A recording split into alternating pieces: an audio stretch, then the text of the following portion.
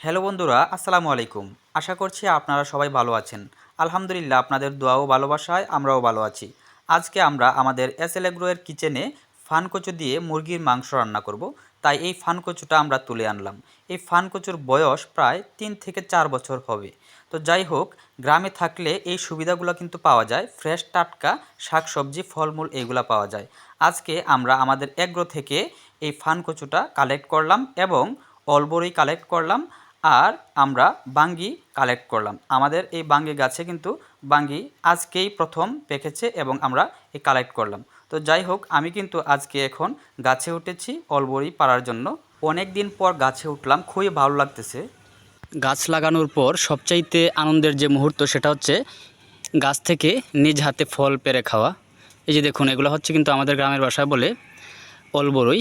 আপনাদের গ্রামের ভাষায় কি বলে আঞ্চলিক ভাষায় আপনারা কমেন্টে জানাবেন। এই যে দেখুন, আমি কিন্তু আমার নিজ হাতে আমি অলবরই পারতেছি, আর অন্য হাতে আমি কিন্তু ভিডিও করতেছি। এই যে দেখুন কত সুন্দর অলবরইগুলা। দেখুন গাছের মধ্যে কিন্তু থোকায় থোকায় ঝুলে আছে। আর নিজ হাতে এমন ফল পেড়ে খাওয়াটা খুবই আনন্দের, খুবই ভালো লাগে। এই যে দেখুন আমার হাতে কিন্তু কত সুন্দর অলবরই। আমি কিন্তু গাছে উঠেছি, গাছে উঠে কিন্তু আমি নিজ হাতে অলবরইগুলো পারতেছি।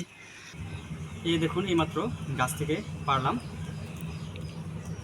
যদিও টক কিন্তু খেতে খুবই ভালো লাগে। এগুলো কিন্তু আমাদের শরীরের জন্য, মানব দেহের জন্য খুবই উপকারী। অলবরই আপনাদের গ্রামের ভাষায় কী বলে অবশ্যই কমেন্টে জানাবেন।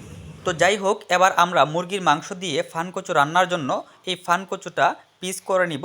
তো পিস করার জন্য আমি একটি ছুরি নিয়েছিলাম ছোটো আকারের। তো যার ফলে আমি কিন্তু অনেক সময় ধরে ট্রাই করেছি, এইটা কাটতে পারছিলাম না। তো লিজাকে বলেছিলাম এটা কাটার জন্য, সে প্রথমেই ধরে এত শক্ত বলতেছে এটা কাটা পসিবল না। তাই আমি প্রথমে চাকু নিয়েছিলাম কিন্তু পারিনি।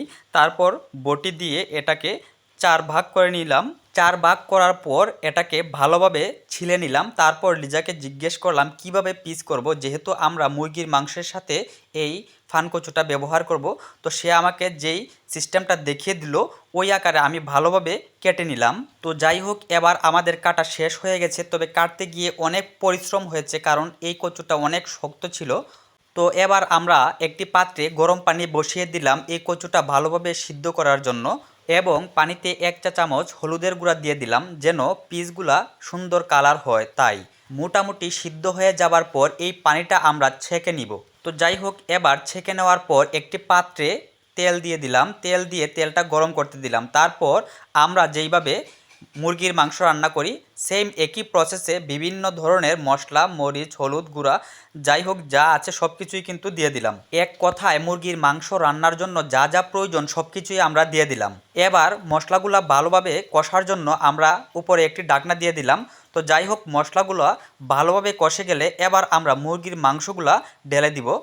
তারপর মাংসের সাথে আমরা দিয়ে দিব আমাদের ফানকচুর পিসগুলা। তারপর আমরা কিছুক্ষণ সময় ঢেকে রাখবো এই পাত্রটা। ঢাকনাটা সরিয়ে এবার আমরা পরিমাণ মতো পানি দিয়ে দিব।